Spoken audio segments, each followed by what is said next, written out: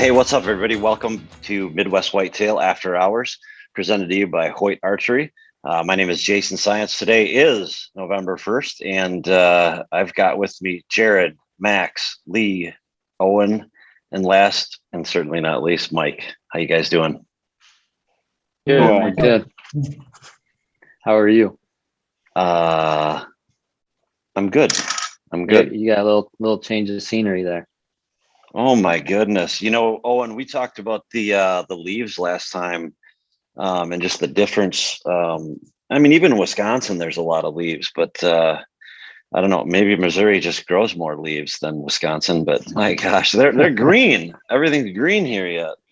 Looks like the rainforest. Brutal. Yeah, it's crazy. Some stands that I sat last year just, like I went into one this afternoon, and thankfully it started raining, so I just went to a redneck blind instead. But I don't think I could have shot more than 10 yards in any direction. Yeah, they seem How's to the be action down in Missouri? It's been a couple of the guys that I'm with have had some really, really good hunts. I have not. My first morning, I think I showed you guys the picture of the deer that I was going to go after.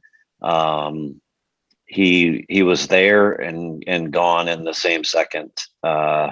He came up a draw. I think I was probably 10 yards too far east, and he was 10 yards too far west, and I just caught a glimpse of him, and his rack is pretty unmistakable. So he was there, and then went back to where I thought he'd probably be feeding last night. He never showed, but I did get to see probably 160-inch 8-point, which was pretty profound. wow. Wow, yeah. Do you mind me asking what county you're in? Pike, What part of the state you're in? Okay. Pike County. Do you know what about 70? Just What's that? You're north of I-70, correct? Just Yeah. along the interstate? Yeah. Yeah. Yep. Between 61 and 74. I guess they're not interstates. Right. Highway. Yep. Okay. Yeah. So what have you guys been seeing? Starting to pick up. I'd say before we jump into tonight's hunts, because I don't know how anyone did tonight. Let's back up. It's been a couple of days since we've had a podcast. Owen, why don't you tell us about yesterday? Yeah, yesterday was a good day for me. We started out, we got in there early, about 3:30 probably, and there was just bucks, dog, and does from the moment we got in there, and this went on for probably a good hour. And I remember saying, I'd be surprised if I don't see a mature buck tonight. And then after I said that, it just went dead. It was, like 45 minutes or an hour, we didn't see anything. But sure enough, as I thought, he popped out about maybe half an hour before dark, guessing. That Stickers buck I was hunting on the new farm, and he came up 42 yards, and I drew back on him. I had a nice broadside shot at him. I started to settle in on him, and he turned and started walking straight away. So it was like no shot angle. So I just let him go. And then he worked up around some standing corn where he couldn't see, which was perfect because we were in kind of it was like Grinch's Christmas tree. There's not a lot of cover on this thing. So he got out of view, and we started calling at him, and he didn't respond. He didn't come right back, which we were kind of surprised. So I sat there talking to Joe about it for a minute. And I said, man, I can't believe he didn't respond to that, a mature buck in here, And just as we were kind of saying that, he looked up the hill, and he goes, here he comes right down the edge, and he had just circled up around that corn and came right back down. He knew where he heard that and just walked right down the edge, basically to the base of the tree. So I guess the rest is history. That's awesome. What number encounter was that with that buck this year? Is it the second one? That was round 2. Yeah, I said that on the intro going in too. I said he won round 1, but round 2 is my round. Yeah. So that That's worked. awesome. That's awesome, man. Congrats. Yeah, thanks, Mike. Do you mind me asking what call you used and why you used it, Owen? I just threw everything but the kitchen sink at him. So the more the merrier. I rattled at him first, figuring he's a mature buck. he'd be, somewhat aggressive, hopefully, and then snort wheezed as well. And he didn't respond to that. So I even threw a couple grunts in there, everything but a doe bleat. So I was kind of covering my bases. And when you rattled, was he out of sight or was he in sight? He was out of sight. He had gone up around Okay. some standing corn. So, but he heard it, obviously. He knew where it was at. He was going to go do his thing and look for does or whatever. And then he just circled right around. He wasn't gone. He was receptive to it. He was, for sure. Yeah, he knew exactly where that was. He just walked right to the tree. Huh. What? Go ahead. Can you go in a little more depth on your setup, like where he obviously didn't come in too far downwind or downwind at all if he came pretty dang close to your tree. Did you have a good calling setup in general? Yeah, pretty good. We had a pretty good wind. We had a draw that works up through a bunch of CRP, and they tend to work out into that draw and come from the CRP all directions. But we had a pretty good wind. I mean, he could have got downwind had he, circled like they do. But I mean, we had a pretty good setup for it. I don't think we got busted all night. So one thing to note too is he walked right down the path we walked to get in there. Kind of back to that, where I mow a lot of paths, and I know you do too, Jared. Keep those modes short and spray your boots, and never had a clue we'd been there. So he walked right down the same path. Yeah, that's huge. Yep. We talk about that all the time. And I mean, even just like little stuff. I talk to my cameraman or whoever's filming, we'll walk on the downwind side of that mode path on a given night if we're going in. Just anything you can do to decrease those chances of a deer picking up that ground scent. And my experience is the same. If it's short, really short grass, it's when you brush up against the stuff that's closer to their nose is when you start getting in trouble. But those mode paths are awesome. Yeah. Yep. Absolutely. Same. Yeah. Get into that taller vegetation, they get you most of the time. Yeah. Short grass can actually wear rubber boots. I think Yeah. the rubber, you get a lot some of those less other scent. materials aren't as good. Yeah. That's awesome, man. First buck on a new farm. Yeah. Yeah. That is exciting. Sweet. Halloween. Yeah. We've had some good hunts. I think we've seen, it's kind of like Mike's streak. I think we've seen mature bucks like 5 hunts in a row. It's been That's cool. awesome. I'm going to come and meet you. You got any bucks you want me to shoot? Nope, they're all gone all of a sudden. Yeah, that's what you think, Mike. Another return buck to target. I got an idea. What about you, Lee? Just checking. I'm here to help. Perfect. That's awesome, man. Yeah, it is. Have you seen anything, Lee? It's interesting. So I came down for the weekend, and really one of my first hunts. Since it seems I'm kind of behind y'all guys, but I came in with full expectations of having a great hunts. The past week is just a lot of daylight activity right before dark, or 5:30 or so before 2 hours before dark. But getting into it, we had rain for 2 days. I think that was Wednesday and Thursday we had rain across the state of Southern Iowa, and it kind of subdued things. And I really struggled with these over the weekend. And of course, when you struggle, I was in the camera.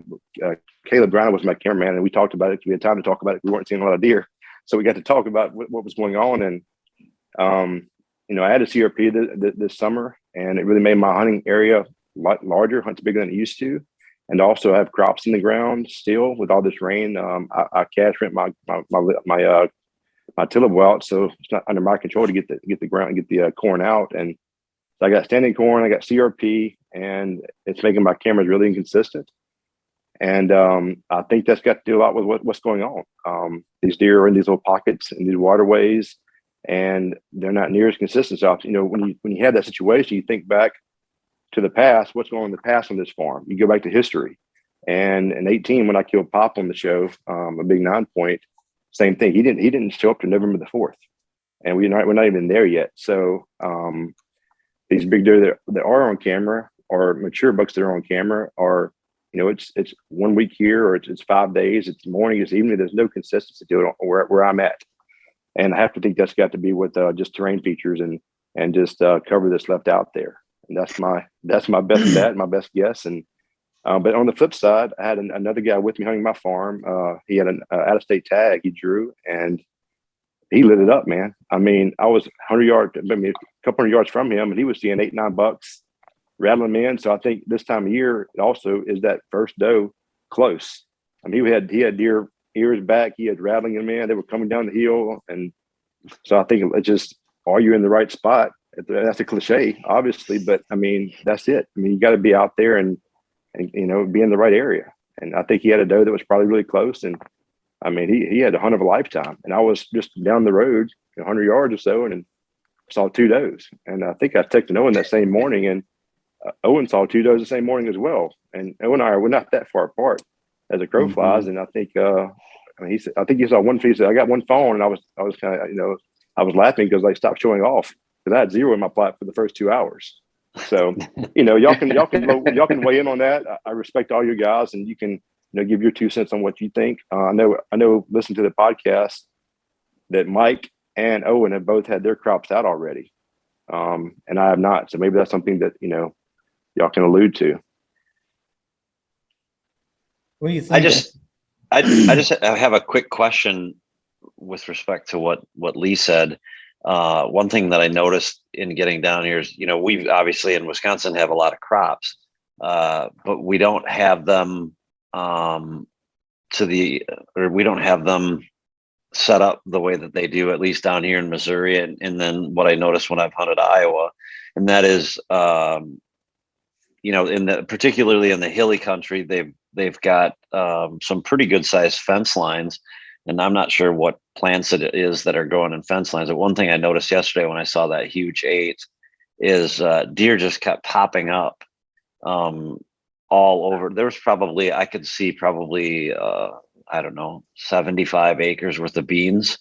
And when I pulled in and saw him messing around, and so I just watched him for a while, and there were just, it was that game where you whack them. There's deer just popping up all over the place, and he'd just go from one to the next, to the next, to the next, to the next. And I thought, well, wow, this is going to be great, because I wasn't going to be sitting that far from there.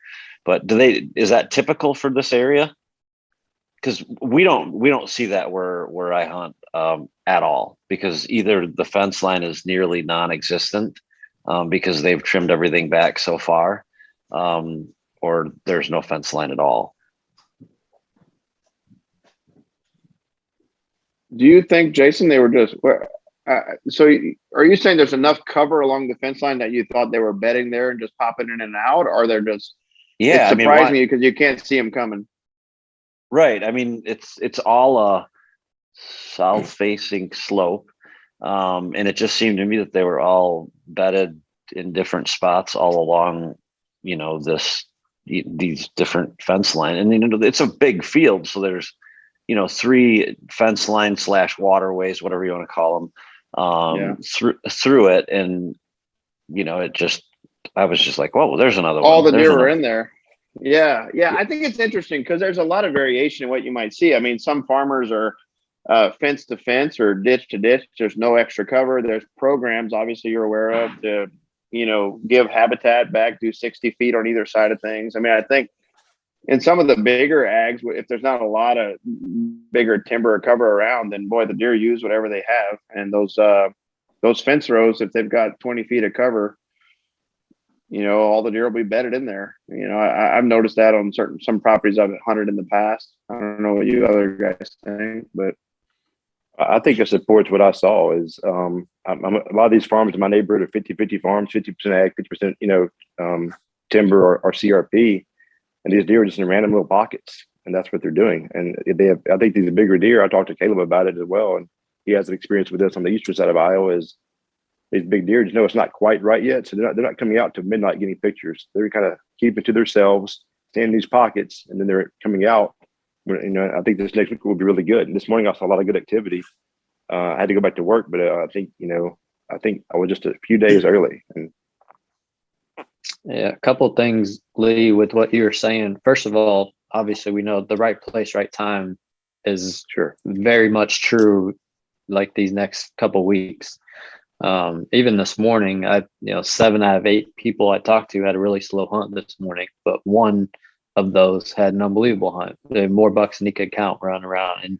And so that's one of those things that's just kind of the rut and what we're going to experience. But They're the locked down already. CRP, yeah, the CRP thing, I'm interested to hear, Lee. Obviously it changed your farm adding that. Do you think it's a matter of, the increased cover is good, but it comes with the challenge of hunting? Is it something that you just have to learn how to hunt that, or do you think it's just going to make your farm much more difficult to hunt moving forward?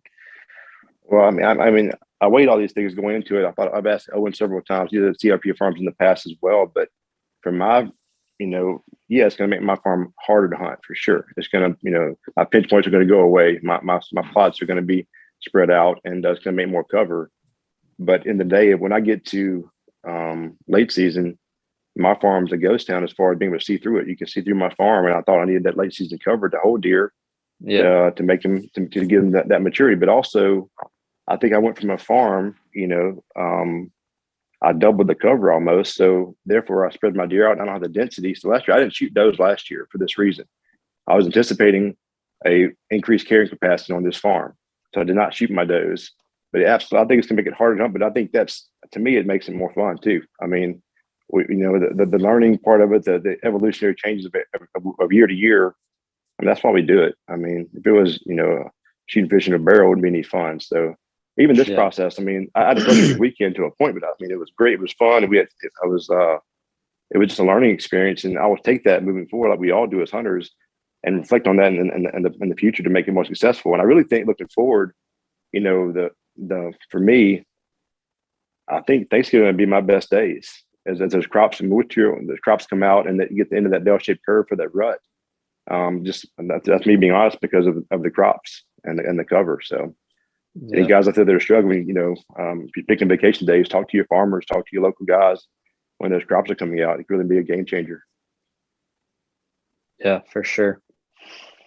That's interesting. All good points. Harder to hunt, but more deer to hunt potentially. Yeah, the goal is to, one, you get the income from the CRP, but two, it's I'm trying to increase the number of matured bucks on my farm and have those 3-year-olds not get pushed off, by a much more mature buck. And Owen, you may have a take on that, given your history of CRP in the past over in different farms, and I know you put CRP in the summer as well.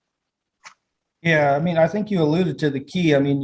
You said late season, and that's kind of what my mind went to right there. Just the fact that they're kind of what Jason had described. They just start popping out of the woodwork late season when you've got the food there. They might be bedded sporadic, but they're there versus being on the neighbor's farm or whatever, So I think the late season hunting will be better for you. Maybe a little bit tougher during the rut because, like you said, they're more spread out. So minimizes your pinch points a little bit, but I think late season will be really good for you.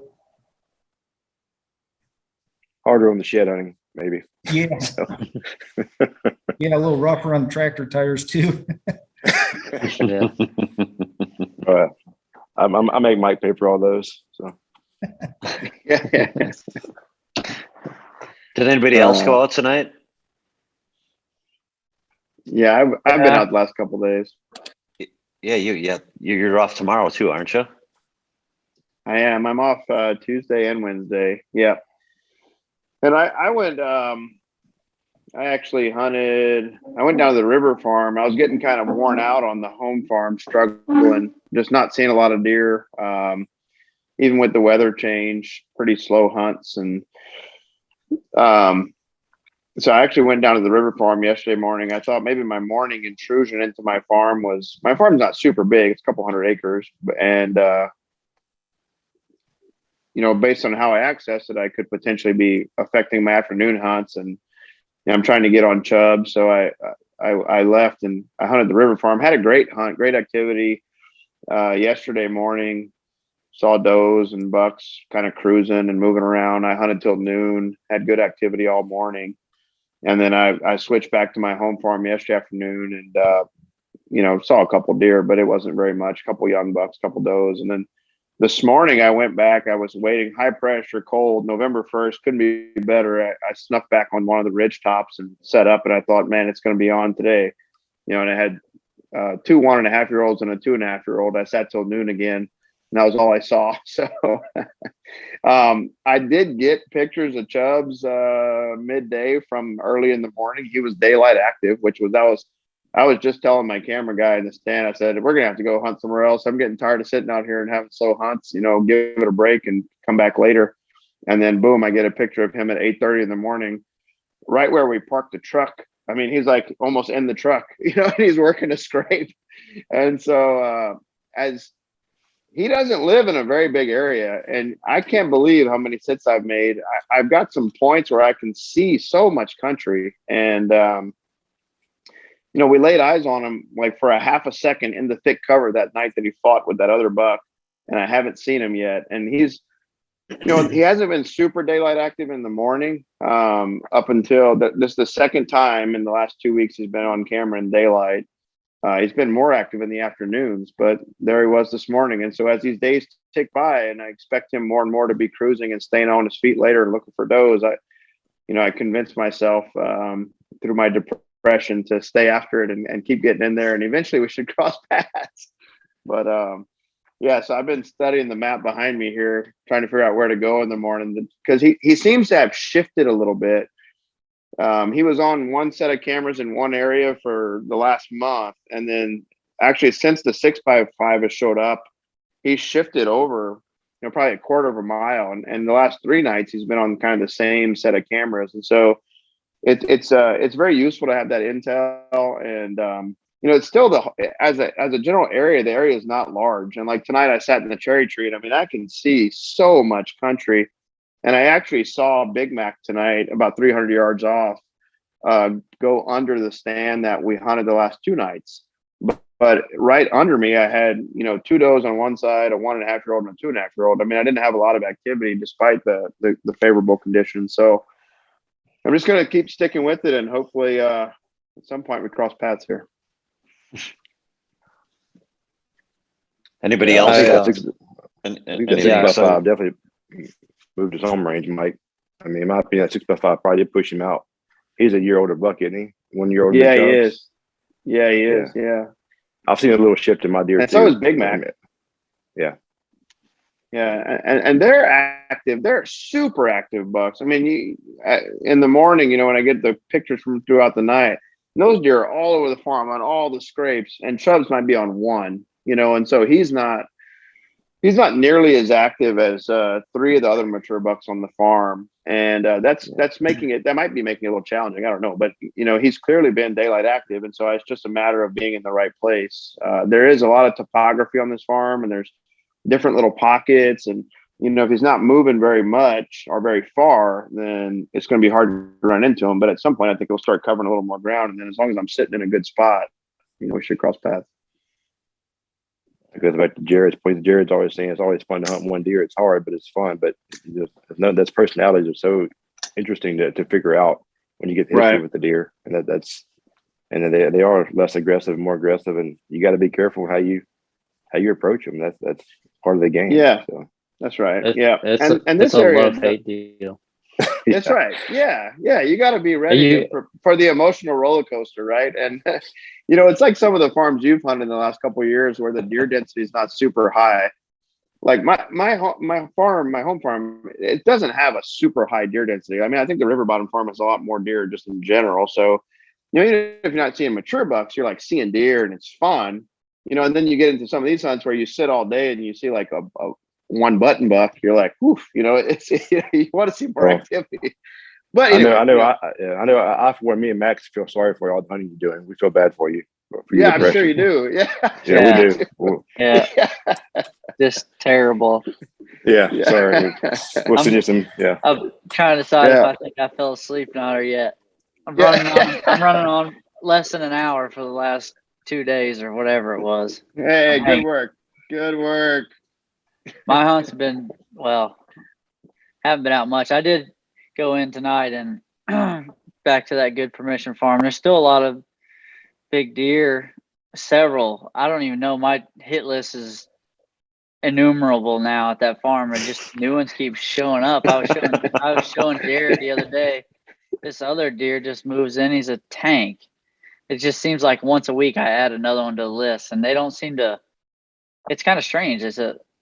you would think if you look at the map, you would think these bucks would stick around, but you get one night of pictures, gone, 10 days, 12 days, and then one night of pictures. So it's kind of crazy. But I did hang just a killer set today. I went in early with the winds that we had. It was like a 10-mile-an-hour wind, so I figured I could get away with a little more noise, and hung a set that I think I'm going to camp out as many days I can. That's kind of going to be like my new cherry tree set, but my hunt this evening was slow. I saw, I think, 4 does and a 1.5-year-old. So it was rough. I'm looking forward to these next couple mornings. And if we got time too, a guy Isaac wrote in a little bit ago as I was making my way home. He was asking a question that maybe just one person or somebody can tackle. The last podcast, we talked a ton about thermals. Isaac's question wasn't, it'd probably be a good one to talk about. He was unfamiliar with really what thermals are, the difference between thermals and like, he was asking, is it referring to, we're talking like body odor, or what are we talking about? And I know that I was looking at the weather. These next 5 days are like the thermals, you can hunt them all morning. And so if somebody wants to kind of tackle it, I probably don't have the most scientific description, but I feel like that'd be a good one. I could end on that because it's a really good question. You can get away, I feel like, with a lot if you understand these thermals. What does he want? He wants to know the difference between or what thermals are referring to with respect to right. what your son's going to do in the morning and the evening. And exactly. We know that they're rising in the morning, but your thermals are rising. But his question was kind of like, how we talk about these thermals, but how does that affect, what does that mean with as far as our scent goes? Who wants to tackle that? I think we still need to hear how Jared's afternoon hunt went today, and we could probably tackle that pretty well. I'll take it. I've been having some decent hunts, but not as good as what I thought they'd be, especially today. Tonight, I thought every deer in the state would be on their feet tonight. You and me both. But a couple nights ago, I guess it would have been the 30th, I did encounter a shooter for the first time. I've seen a couple of mature bucks, but finally encountered a target buck, the buck we call Dak. I watched him with the doe. He stayed by the doe side pretty much the entire night. Did not hunt Sunday, went back in today, really close to where Mike hunted the morning before and saw those deer, and I saw 3 deer. Super slow this morning, and arguably one of the best spots we have on the river farm. It's usually just nonstop action in there, and I saw the doe, a fawn, and a 2-year-old this morning. So then I was, pretty high hopes for this evening, just hoping that it would kind of make up for the slow morning. It wasn't bad. I mean, we probably saw 12 or 15 deer, so a decent amount of deer. One mature buck that I've seen on every hunt there, but he was hard on a doe. Like he was with her the entire afternoon and evening. He was corralling her, keeping her in this tall grass. She was like wanting to move and feed out with the rest of the deer, and he was corralling her, keeping her away. 4 or 5 times throughout the night, I couldn't see, but he bristled up and stiff leg walked and pushed something off 4 or 5 different times. He would leave the doe, get out of there, and get right back to his doe. And so it was good to see. That was the first like hard rut type activity that I've seen so far. So she obviously must have been close, but he's a deer that we really want to get out of there. He's clearly, I think he was mature last year, so I'm putting him, maybe 6-year-old type deer and just an 8, but he's very active. He's on all the cameras. I've seen him on my last 4 sits on that property. But it was good to see. Other than that, it was just does and small bucks. So not as good as what I thought it would be. And then jumping into the thermal, it's a good question. I'm glad that he asked to, and I think we all kind of play the thermals a little bit, differently, but essentially when you're talking about thermals in the morning, your thermals with the air currents are going to be rising, especially if it's a cold morning. And the sun starts heating up the ground, heat rises and it's going to carry your scent up and your thermals are going to rise. In the evening, same effect, but the opposite effect, I should say. Your thermals are going to be falling in the evening as the air cools. So when we talk about that, we think about thermals in addition to wind direction. So we all pick our stands based on wind directions, but sometimes when it's really light wind, your thermals are really what's going to dictate where your scent's going more than your wind is going to. So that's when it comes into effect. And so like this morning, I was hunting a spot where thermals usually help out a lot. But the problem was this morning, it clouded up. It was a nice and cold morning, but it clouded up so much. So we didn't get that the sun coming up and heating up everything. So we really didn't get much of a thermal effect. So keep that in mind too. It's usually when it's light wind and clear sky that's going to warm up the fast and carry your scent up. It's just it's an advantage. You can get away with hunting some riskier spots if you can keep in mind how to play your thermals. And same thing, not just mornings, like I said, evenings too. And most of the time, if you think about how water flows, and that's a good representation of how your thermals will fall in the evening. They're going to fall to the lowest spot. So if you're hunting a spot like next to a ditch or a creek, a lot of times they're just going to fall into that lowest spot. Even if you have a light wind supposedly going the other direction, if it's light enough, your thermals are still going to fall into that lowest spot. So feel free to add anything else, but that's kind of how I view thermals and hunt according to thermals. Yes, spot on, Jared. Super critical in the evenings too. You want to keep in mind that obviously your scent's coming downhill, like you said. So a lot of times I'm selecting my stand, and when I'm looking at these wind speeds, if it's 5 or less, then I want to be on the bottom side of say if you're hunting a food plot or whatever, you don't want to be on the top side of it. Because right there about, just about dusk, then your scent's going to start rolling down the hill opposite of what it should be. Exactly like you said, so there's a couple places I'd like to go. I was just looking at the weather and it's like 1 and 2 mile an hour winds. And it's like, that's not going to work because, right there about sunset, your thermal is going to be opposite from what your wind was. Right. Yeah. The only thing I would add is that, what you basically said, but just to make it a specific point, basically, the wind can trump thermal. So if you got a good wind, right, then you can probably hunt on the wind, but boy, if you don't have wind, then you really need to be focused on. So like all of you are saying, with those low wind speeds, you got to hunt that. But boy, if you got good wind, it's not as important.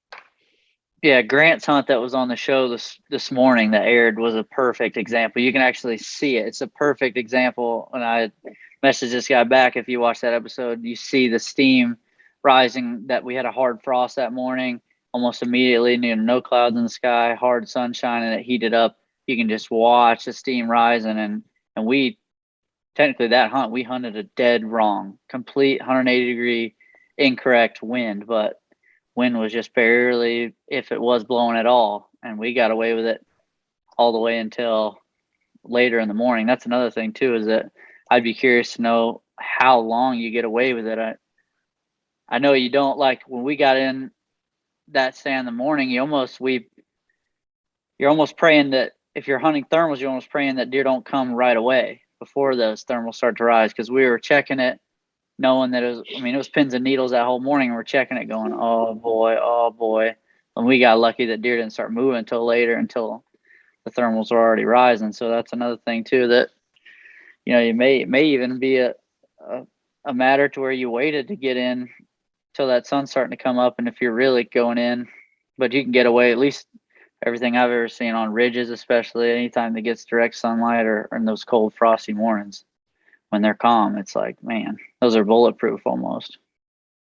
Yeah. And it's obviously really important in the mountains. So once people go out and start elk hunting, you get to learn a lot about thermals. And one other thing I would just add is, where the sun hits, you were saying later in the morning, obviously everything's warmed up. So then the thermals aren't moving as much, so you're just back down to wind. And like early in the morning, everything's still cold. So the thermals aren't moving yet. And the other day I had an interesting experience, which I haven't had many times, but my home farm's got pretty good topography. There's probably 400 feet or so of change in elevation. And the sun, I was hunting at the bottom of a hill in the morning, but I had a north wind, but that wind kind of died down at one point, and the sun, where it was rising, was hitting the top part of the hill. And so the upper part of the hill was warming up first, and it's almost like a vacuum. You need that sun to get on the whole hillside and on you to just lift it up, but it'll draft it sort of up that hill, just like it does down the hill in the morning. And, and I was, that sun couldn't rise fast enough. I was, I was hoping for a little more wind, and I didn't have it. And I had that actually big frame 4-year-old that was coming in, and I mean, it was 100% my thermals going, even though it wasn't that steep in front of me. I mean, it was clearly drafting up to where that hill was lit up with the sun. It was kind of pulling us back up that hill, and he got us, so. That's why thermals are even more important when you get into places like that have more topography, like the hill countries and stuff like that. You'll hear guys talking a lot more about playing thermals. And like Jason, where you're at in Wisconsin, do you have pretty good topography up there? Are you in hill country or? Yeah, it would depend on what farm I'm hunting, but yeah, it was a huge learning curve starting out in Southwest Wisconsin when I think Owen used the analogy of water. You have to think that your scent is going to be just like water on those hills, and it's just going to run down the ditch basically. As long as you're talking about a wind that's less than all the studies that I've read and the different podcasts that I've done with people that are experts on wind. And yeah, there's people that are experts on wind. They say that as soon as you touch 8 miles an hour, it will trump your thermals every time. But anything under that, I think they did say 5 is the guarantee that you're going to be trumped by the thermals. But once you pass 8, it's becomes irrelevant. So yeah, and that's something to keep in mind when you're looking at the forecast when you're going out to hunt, because a lot of times we have these nights where it's blowing 15 to 20, but then that last half hour it's dead to nothing. Mm-hmm. So you may not think about your thermals when you're looking at the forecast, but remember that last half hour is sometimes the best time, and that's when your thermals could get you. Yeah, great point. So as if deer hunting wasn't hard enough, so take that, Isaac. Yeah.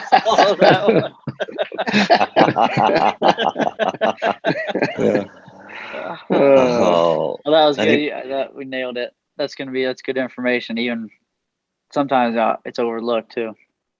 Anybody got anything else? I have one question for all of you before we finish for the night. It's a simple one.